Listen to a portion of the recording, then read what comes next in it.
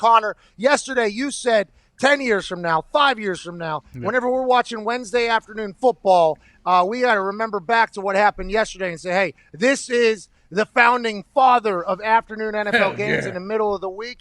Do you think that's still going to be the case with how shitty that game was? Now, I was watching that game, and as it was kicking off, I thought to myself, I cannot believe that goddamn Rockefeller Christmas tree cucked this game out of prime time last night. But it turns out, by the way, probably deserve it, because that game should not have been at night. That game was a shitty game. But do you think this is something, Connor, that you enjoyed enough that you would want to see going forward, a mid-afternoon game in the middle of the week of a work week with no holiday or anything like that, Connor? Well, I absolutely loved it. I want to definitely lead with that, but it was dog shit. No, I did not think it was good. I think Tuesday might be the day. Wednesday is not the day. You said it yesterday. That's when you put in your game plan. That's a big practice day. The middle of the week game, unfortunately, has to be on a Tuesday. That way we can still start the week on Thursday and have, 4 days a week of NFL football. That's what we're really hoping for.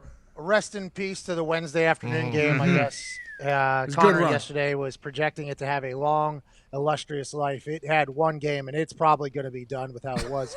But you're 100% right. Those Tuesday night games, which shout out to the Ravens, they got one next week. That Tuesday night game we saw between the Bills and Titans earlier in the year, I enjoyed it. Oh, yeah. I got nothing on TV on Tuesday. Monday Night Football, obviously. And in the offseason, you got wrestling on Monday night. So you always got something live on Monday nights that involves action. Wednesday night, obviously, NXT. How you doing? Keep it moving. Last night, 7-minute promo last night. Yeah. That's a long time. That's a long time. Hey, sweet Hummer, dude. Hey, I thought of you whenever I hopped in that son of a bitch. I was like, you know what? Coach Diggs and Tony Diggs are going to love this. We'll throw back to the past. Nothing like 6 miles per gallon. You know what I mean? Just go ahead and do what you got to do in that thing. But Tuesday nights, live action. I mean, that is a gorgeous thing. Yeah. And then you take off Wednesday, then you got Thursday night football, then Friday night, hey, going into the weekend, you got to do what you got to do. Obviously, you got SmackDown if you're a wrestling fan, but aside from that, college football's on Friday nights. I mean, granted, Maction's on Tuesday. I get it, but I get that we bet on it and we all do the Maction tweets. We're talking about the Shield. But rather have an high school NFL football game on Tuesday nights. I'd rather have the NFL. But I think they should expand the horizons of the nights where games are played or the days that games are played. Yeah. But then that's going to cause quite a task for the schedule makers for the health and safety of players with recovery time and everything like that. But I don't know. Yesterday, if that game was worth a single fuck, I think we have a much different conversation about how everybody enjoyed it. Have the ratings come out on that thing yet? Well, I mean, unfortunately for Indianapolis, at least, the WAF yesterday was blacked out because the NBC broadcast wasn't working, or there was a contract dispute. It was everywhere. The AT&T, DirecTV. You couldn't watch the game if you had DirecTV. Yeah. Just a quick heads up, Connor. Whenever you're going to draft or drop a WAF in there, okay, most people aren't going to have a clue what you're saying because that's probably something you guys were talking about off the air back there. So you should just say the WAF, Wednesday afternoon football, so everybody that's listening or watching that isn't in the office. You know what I mean? Now, granted, I put that together very quickly. Okay, that's what I figured. I had no idea what he was talking about. Yeah, that didn't come up before the show. I was just spitballing here. WAF just rolls off the tongue.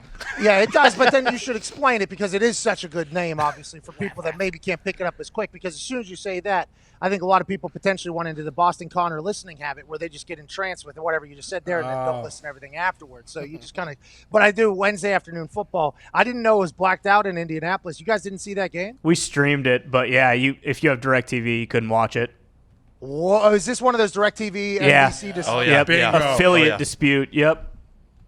I think it's only going to get worse, by the way, because I think I have Xfinity in the house, but I also have DirecTV because Sunday the NFL the ticket the whole thing there for the downstairs. Xfinity is currently battling NBC, CBS, and Fox. Okay, so there's like a ticker at the top that's like, if you love this show, be sure to tell blah blah blah because you're in danger of it losing. And that happens, every few years or whatever. You see it on one channel or another channel because there's contract disputes. But now that everybody's cutting the goddamn cable, I assume that some people are expecting a certain amount of money and other people are saying we can't give it. I wonder if are we potentially right on the precipice of just streaming everything and all these apps taking over? Because there's no way Xfinity, DirecTV, and all them are going to be able to pay what they've been paying for a long, long time with how many people that are cutting the cord. This could be the dawn of a new day. So you guys obviously missed the game and had to stream it, but that's potentially the future going forward here in at least Indianapolis, I think. I think in these markets where they're battling currently. Well, with that's Peacock, a change of the whole world, by the way. Oh, yeah. With Peacock TV, too, like what's stopping NBC from saying, yeah, we're showing all Sunday Night Football games on here now? I mean, it's just... And it's very obvious, Connor, if you look at any of the marketing plans for anybody, everybody wants people on their streaming services. Yeah. Now, and I'm in the WWE Performance Center, so I'd be remiss if I didn't talk about Vince McMahon did this fucking like 10 years ago or whatever. And he was like, we're going to have our own network. People are going to subscribe to it. And everybody's like, you're going to kill your business. You're going to kill your business. You're a fucking idiot. Now he has like 2 million, 2.5 million network subscribers, his own network. He can do whatever. And I assume he already, I think, sold some of it to Peacock to have on their app. It's like everybody's going to be trying to get people onto their paid subscription service. And it feels like the people that are going to be left out, probably Comcast, Xfinity, but a lot of motherfuckers still got that on their TVs. So it's like, yeah, I get everybody's cutting the cord, but there's still a large amount of people that are still utilizing TV for certain things. And this is just like what we talk about with a lot of things. The first generation that has to experience something is going to be the most drastic. Like we talked about the Portland drug laws, right? Yeah. They got like meth available over there, mushrooms, heroin, I think is only whatever, class 1. It's like the first generation is going to ruin that entire thing. Then once it becomes just like the normalized thing, on the backside, it's like much different. That's going to be the same thing with the cutting of the cord and everybody. Like I'm thinking of Tim McAfee having to fucking download all these goddamn apps so he can stream things. That's going to be amazing. But that's going to have to happen. You know what I mean? One major drawback, too, is we found out pretty quickly you can't go on the internet or like Twitter at all if you are watching it on the delay. Like, I mean, everything was getting spoiled in the game, so that did kind of stink. We were also streaming it down here on this TV right here. And I was getting tweets about they congratulated us on the RG3 rush hitting. And I'm like, Foxy, I think we hit. And then like 15, 20 seconds later, it comes on and he busts that 39-yarder. I'm like, good for us. And then as I put out the tweet about him hitting it, they're like, oh, Pat, you're a jinx. I'm like, I'm a jinx. What, do you get sacked for a 40-yard loss? Like, what happened? And they popped his hammy that next play or whatever. I was like, oh, my God. So it was very interesting, like being told the spoiler that was coming and then trying to guess for 30 seconds about what it was and then seeing it like, that wasn't what we thought it was going to be at all. Okay. And then, by the way, T's and P's to his hammy on that particular run. I don't know how he took a sniper and then came back into the game, by the way. Normally sniper on the roof, you're done for there. He goes back in.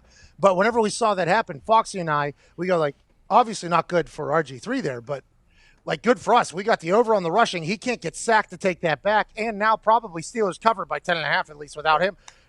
So we're like, the person that tweeted us like bad news, I'm a jinx. I'm like, complete opposite. It's like it fucking worked out for us here actually. And then turns out Trace McSorley goes out there and slings the goddamn thing at the end of the season.